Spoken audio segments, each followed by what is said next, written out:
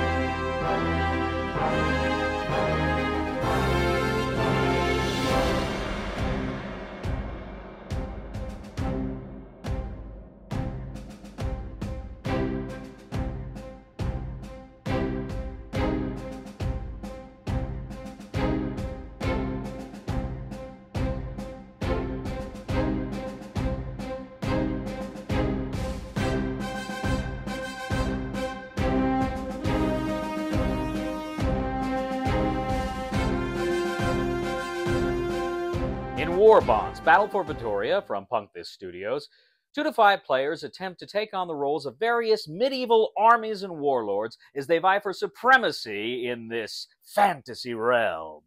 Now, the game board is a giant map, a square grids, and you have a few kind of wild spaces here and there. You're going to cover up a number of them with terrain depending on the number of players you're playing with.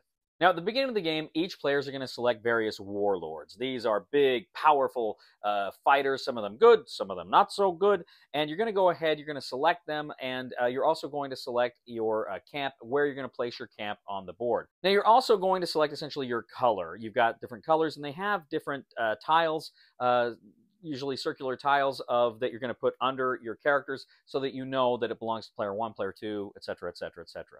Now, when you select where you're going to place your terrain, you need to select a space that is at least 2 spaces away from wild terrain and at least 7 spaces away from an enemy's camp.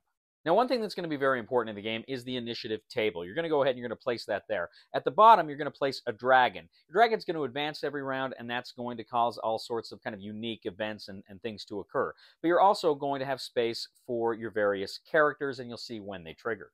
Now, your units in this game are either your warlords or your squads. And during the game, you're going to be recruiting the squads. You're going to go ahead, and they have to be kind of aligned with your warlord. So if your warlord's evil, they got to be evil, etc., etc. But essentially, how this game plays out is you look at that initiative table. Now, every time you deploy a new unit, you place that unit on the board, but you place its initiative token on the initiative board. Now, the initiative board has numbers from 1 through 9. And essentially what you're going to do is you're going to place your units along those tracks. So if I deploy first and I have a 1, I'm going to place him on the first 1. If there's already a couple of 1s there, then I place him down there. If ever you have kind of more than that number, you can kind of go into the top of the next board there. But what you do is you place your units kind of along these the initiative track depending on what their number is, their initiative rating is. And then whoever deploys first, of course, gets to go first with that initiative rating. So essentially, as you are playing the game, you are going down the row, then up on the next one, then down, and you're just kind of reading it down on the rows, activating every unit that follows there. Depending on whose side it is, that unit gets to activate. Now, once you've gone through all the units, you go through your war camps. You can actually go ahead, you can activate the war camps to deploy. You can also go ahead and flip them to move them, kind of a war wagon, to a different location. Now, as you're going back and forth with your units, you are engaging in combat. Now, players are also getting some currencies in the game. They're getting loyalty. That's how loyal those minions are to your warlord, right? And so those things are good things. You're also getting supply tokens. And supply tokens, some characters, as soon as they deploy, they get supply tokens. You can spend those supply tokens on various different actions and abilities that are kind of baked into that specific character. Now, your characters, though, they have a lot of different abilities. They have very specific abilities, things they can do. They have ranged weapons or melee weapons, but they also have interesting things. For instance, many characters have flight. You can go ahead and create flight by essentially putting your character on top of a little standee, and you can move that around as though it's flying, so you can occupy the same space as someone below it, which is cool because some of the characters can actually bomb the characters below them. Now, one of the things you're trying to do is build up the power of your war camp. You can build it up to different levels, and during the war camp phase, you can do that. You can see exactly, how far you're getting, because if you can get up to a level 3 war camp, that's a win condition. Players can level up their war camp by using either level tokens or war tokens that are gained through various card effects and character effects during the game. You can also have the opportunity to recall units, but then you move the dragon. You go ahead and you move the dragon one space over. And again, this triggers certain events. Now, as the dragon is moving, he's going to do different things. You can do a war speech. Essentially, you can pick a loyalty token or a leadership token that you can place on your squads or your warlord. You can try to persuade other people's units, try to get them to come over to your side. There's a lot of different things that occur here with the dragon. So after you move the dragon, you can see if anybody wants to concede. If not, you go on. You can convert loyalty tokens. I think it's 3 loyalty tokens to 1 leadership token.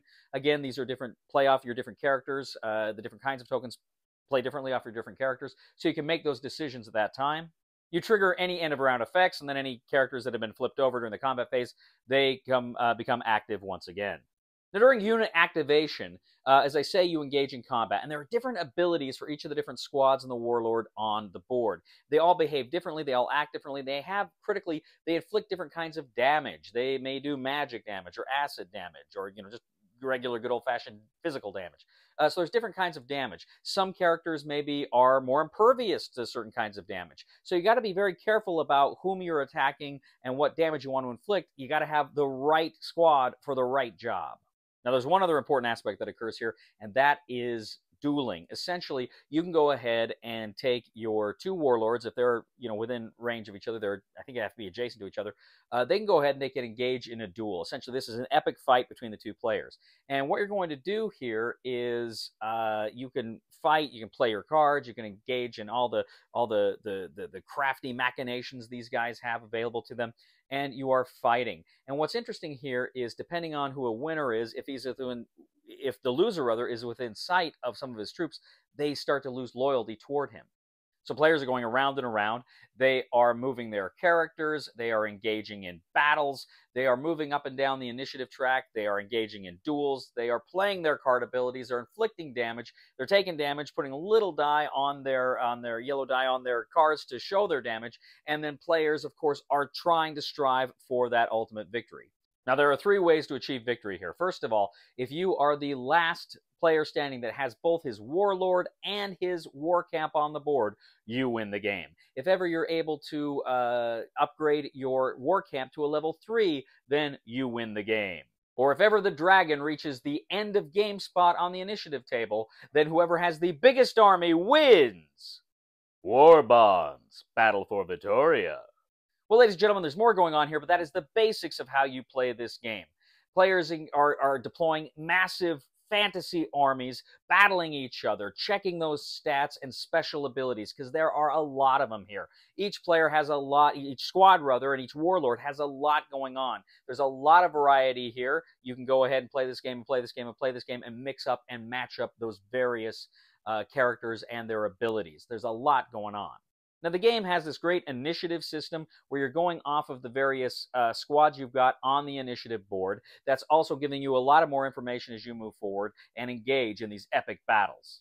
So, ladies and gentlemen, if you like an epic fantasy theme married to a deep strategic game, then you may just want to go ahead and check out this Kickstarter. As soon as it is up, I will go ahead and I will post the link here in the video description, and I'll also post it on our social media sites as well. So if this looks like a game for you, then check out the Kickstarter for WarBonds, Battle for Vitoria. Well, ladies and gentlemen, thank you once again for joining us today on The Discriminating Gamer. As always, we ask you to please leave a comment for us on YouTube, on Board Game Geek, on our Facebook page, or on thediscriminatinggamer.com. We'd ask you to please like us on Facebook, subscribe to us on YouTube, and follow us on Twitter. And I'd also ask you to check out my other channel, that is Cody Carlson, PhD, where we talk about history, military history, books on history, and other fun stuff like that. You know, ladies and gentlemen, I have to tell you, I was recently diagnosed as a kleptomaniac. So I'm taking a lot of stuff for it. Please somebody help me on my feet again, and I don't know where I'm going, and I don't know where I've been. Please somebody help me on the solid